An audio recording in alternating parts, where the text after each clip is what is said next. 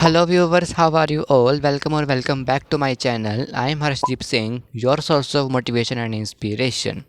And आज मैं दोबारा से आ चुका हूँ एक लास्ट टाइम स्ट्रेटजी वीडियो लेकर आप सभी के लिए, वो भी एसएसटी एग्ज़ाम के लिए।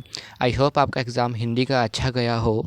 और आज हम बात करने वाले हैं एसएसटी के बारे में कि आपको किसको फॉलो करना है, कैसे फॉलो करना है, क्या आपकी स्ट्रेटजी रहने वाली है इन 4 दिनों की, कैसे आपको हिस्ट्री, ज्योग्राफी, पोल साइंस और कैसे आपको इकोनॉमिक्स को डिकोड करना है। तो आज हम सारी स्ट्रेटजी, सारी चीज़ों को डिकोड करने वाले हैं। So let's start our today video.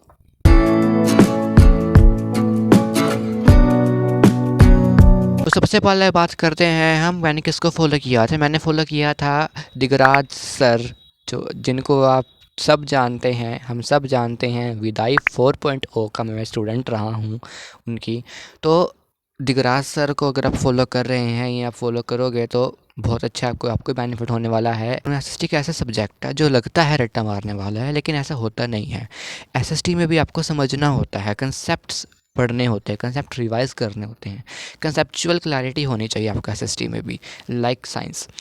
SST में ना क्वेश्चंस भी कॉम्पिटेंसी आने लगे हैं अब तो क्वेश्चंस की प्रैक्टिस करना, उनको समझ कर करना भी एक एक कला है। तो एसएसटी रट्टा मारने वालों में से नहीं है, ऐसा सब्जेक्ट नहीं है। एसएसटी समझ कर करोगे आपका ही बेनिफिट है, रट्टा मारोगे तो भूल जाओगे वहाँ जाकर। तो समझ कर करना उसको, ठीक है। जैसे कि आपको पता है कि एसएसटी के टोटल 4 पार्ट होते हैं: हिस्ट्री, ज्योग्राफी, पोल साइंस और इकोनॉमिक्स। एक्चुअली हिस्ट्री को ना याद करना मुश्किल होता है। मेरे टाइम पे भी मुझे यही लगता था कि हिस्ट्री को याद नहीं करती, होती नहीं हिस्ट्री याद। तो आप ना हिस्ट्री को आप स्टोरी के फॉर्म में याद करो। आपको पता होना चाहिए कि पहले क्या हो रहा है, फिर क्या हो रहा है। अगर आप स्टोरी की फॉर्म में याद कर रहे हो ना हिस्ट्री को, जो जैसे दिगराज सर स्टोरी की फॉर्म में याद करवाते हैं, तो हिस्ट्री बहुत आसान हो जाती है, बहुत इजी होती है अंडरस्टैंड करने में। तो स्टोरी की फॉर्म में स्टोरी की फॉर्म में याद करना सीखो हिस्ट्री को, ठीक है। हिस्ट्री की डेट्स, टाइमलाइन, बुक्स के ऑथर्स, ये इंपॉर्टेंट हैं, इनको मत भूलना। इनको करके जाना टिप्स पे, वो भी याद। पिक्चर्स जो बनी होंगी एसएसटी में, उनका जो डिस्क्रिप्शन होता है वो पिक्चर ही आती है, वहाँ से क्वेश्चन बन जाते हैं कभी कभार। क्रोनोलॉजिकल ऑर्डर इंपॉर्टेंट है हिस्ट्री के। चैप्टर्स को अगर आप पढ़ रहे हो ना, एनसीईआरटी लाइन बाय लाइन अभी पढ़ने का टाइम तो है नहीं है आपके पास, ठीक है। तो अगर आप चैप्टर को ऊपर ऊपर से पढ़ रहे हो ना, स्टोरी की फॉर्म में याद कर रहे हो ना, तो स्टोरी की फॉर्म में याद होंगे और वैसे ही आप कर रहे हो तो बहुत अच्छी बात है।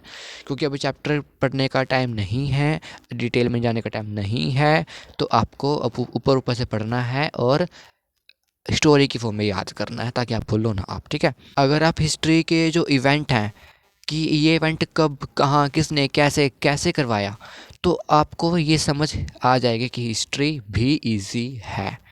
हिस्ट्री इजी ही है अगर आप उस इवेंट को डिकोड कर लो तो। ये देख लो कि मान लो अगर कोई इवेंट है कि महात्मा गांधी ने सत्याग्रह करवाया था, कब, कहाँ, कैसे, क्यों, इन क्वेश्चन के जवाब अगर आने लग गए ना आपको, हिस्ट्री आसान है आपके लिए, ठीक है। तो ऐसे ही आपको पढ़ना है, ऐसे ही आपको हिस्ट्री रिकॉल करनी है। फिर हम बात करते हैं ज्योग्राफी में। ज्योग्राफी में मोस्टली याद करने का होता है, समझने का इतना पार्ट नहीं होता जब जितना याद करने का होता है कि वाटर रिसोर्सेज आपको याद करने के वाटर रिसोर्स है। ज्योग्राफी में मोस्टली इम्पोर्टेंट है मैप्स। मैप्स की प्रैक्टिस 2-3 बार करके जाना। मैप्स में मैप तो आता ही आता है, 5 नंबर का आता है मैप, और वो ही आपको इजी होता है, वही, और वही सबसे स्कोरिंग होता है। तो मैप पक्का करके जाना, मैप की प्रैक्टिस, ठीक है।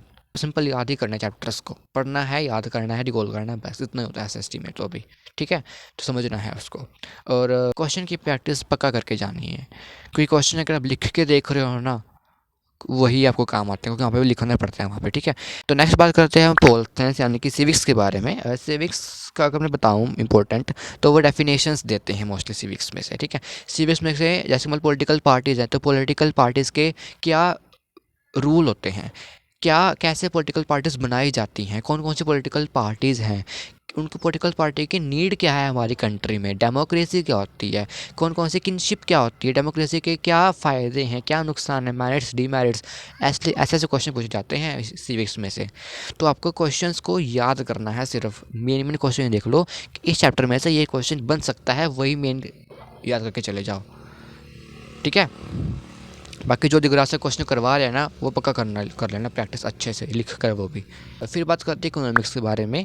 इको में आपको ना रियल लाइफ से जोड़कर आपको इकोनॉमिक्स पढ़नी पड़ती है। Real life example, real life based applications आती हैं पेपर में इकोनॉमिक्स में से। तो जैसे मनी वाला चैप्टर है तो मनी तो आप सब देखते ही हो, तो उसको अपनी रियल लाइफ के साथ कनेक्ट करके देखो ताकि वो आपको ईजी लगे, याद हो जाए। रियल लाइफ के साथ कनेक्ट करके देखोगे तो वो ईजी ही लगती है इकोनॉमिक्स। कोई ऐसा चीज़ इकोनॉमिक्स भी हार्ड नहीं है। 10th तक तो सब कुछ ईजी है, आगे देख ले, आगे देखना 11th में क्या होता है। तो मैं बताऊँ ना, अब तक आपका गोल्डन पीरियड चल रहा था ये, तो अच्छे से उसको करो, हो जाएगा। आई नो आपसे हो जाएगा, इतना भी मुश्किल नहीं है, ज़्यादा स्ट्रेस नहीं लेना है। बाकी मैं भी पेपर अटेम्पटेशन की टिप्स बता देता हूँ आपको कि पूरे एसएसटी एग्ज़ाम में कभी भी पैराग्राफ नहीं लिखते हैं और ना ही आपको लिखना है। पैराग्राफ्स में कितनी बार बोल चुका हूँ हर एक वीडियो में कि पैराग्राफ से एग्जामिनर के माइंड पे गलत इम्पैक्ट पड़ता है और पड़ सकता है, इसलिए पैराग्राफ मत लिखना। एसएसटी एक थ्योरी सब्जेक्ट है जहाँ पे आपको पॉइंट लिखने होते हैं, पॉइंटर्स के मार्क्स मिलते हैं। नेक्स्ट, कोई भी क्वेश्चन छोड़ना नहीं है। मैं हर एक वीडियो में बोलता आ रहा हूँ, क्वेश्चन छोड़ के नहीं आना। जो भी उस लेसन से आपको रिलेटेड जो भी कुछ क्वेश्चन समझ आ रहा है उससे वो लिख दो। क्वेश्चन से रिलेटेड जो भी समझ आ रहा है वो लिख दो वहाँ पर, चाहे वो गलत है चाहे वो ठीक है, बट छोड़ना नहीं है। क्या पता वो एग्जामिनर अच्छा हो, आपको उस गलत क्वेश्चन के भी मार्क्स दे दे, ठीक है। तो छोड़ना नहीं है कोई भी क्वेश्चन। रीडिंग टाइम को अच्छे से यूटिलाइज करो, एमसीक्यूज को सॉल्व करो रीडिंग टाइम में ही। मैंने भी ऐसा करा था, एमसीक्यू को मैंने रीडिंग टाइम में ही सॉल्व कर दिया था। तो रीडिंग टाइम में ही एमसीक्यू को सॉल्व कर देना। मैंने हर वीडियो में बोलता आ रहा हूँ कि एक दिन पहले सैम्पल पेपर सॉल्व करके चले जाना। आपकी अच्छे से लास्ट डे प्रैक्टिस होती है ना, लास्ट मिनट जो होता है ना, वो आपका अच्छे से हो जाएगा ताकि आप वहाँ जाके कोई गलती ना करो, ठीक है। तो सैम्पल पेपर जरूर सॉल्व करके जाना। और ये तो अभी मैंने बहुत कम बताया है, क्योंकि ज़्यादा अच्छा तो आपको दिगरा सर ही बता सकते हैं। मास्टर माइंड जो कहते हैं ना दिगराज सर, वो हैं वो। उनकी मैराथन्स को बिल्कुल भी मिस मत करना। उनके जो 4 बजे वाली सुबह मैराथन होएगी ना 7 तारीख को, पेपर लीक हो गया वहाँ पर, तब पेपर लीक होता है। तो पेपर जानना चाहते हो ना, उस मैराथन में 4 बजे सुबह उठ के बैठ जाना, पढ़ लेना जो भी वो बताएंगे, ठीक है। तो दिगराज सर को ब्लाइंडली टच कर सकते हो तुम। मैंने भी उनसे ट्रस्ट करा था। इसलिए ईजी ही आता है एग्ज़ाम, लेकिन वो आपको कंफ्यूजिंग करने वाला एग्ज़ाम होगा। आपको पता नहीं चलेगा कि कौन सा क्वेश्चन कहाँ से आया है। दिगराज सर भी बोलते हैं क्वेश्चन बहरूपिया होता है, क्वेश्चन कहीं से भी आ सकता है, आंसर सेम होता है, ठीक है। तो क्वेश्चन बहरूपिया होता है, आपको उसको फॉर्म करना चाहिए, आपको समझना आना चाहिए आपको उस क्वेश्चन में बोला क्या जा रहा है, क्या लिखना है आपको, ठीक है। आपका लास्ट एग्ज़ाम है ये एसएसटी, तो लास्ट एग्ज़ाम को फोड़ के आ जाना। उसके बाद 11th क्लास में मिलते हैं। 11th क्लास आएगी आपकी 2-3 महीने या फिर 1 महीना अच्छे से करना। इस महीने में इस एग्ज़ाम के बाद आप अपनी 11th में फोकस करना कि आपको क्या परस्यू करना है आगे जाकर। बाकी इसी सीरीज़ को आज यहीं एंड होती है ये वाली सीरीज़। बहुत अच्छा लगा आपको गाइड करके, अपने एक्सपीरियंस को शेयर कर। आई होप आपको मेरी ये सीरीज़ अच्छी लगी होगी। अगर कोई भी वीडियो या किसी भी वीडियो, इन 6 वीडियो में से आपको कोई भी वीडियो अच्छी लगी है ना, तो एक लाइक या फिर एक कमेंट ज़रूर कर देना और सब्सक्राइब कर देना मेरे चैनल को, ताकि मैं मोटिवेट होता रहूँ आपके सब्सक्राइबर से, आपके लाइक से। और आगे 11th क्लास के लिए आगे आपकी वीडियोस आने वाली हैं। बाकी जो भी मेरे न्यू 10th के जूनियर्स आए हैं अभी, उनके लिए भी बहुत अच्छी अच्छी वीडियोस आने वाली हैं। ब्रांड न्यू वीडियोस आएंगी 10th क्लास और 11th क्लास के लिए।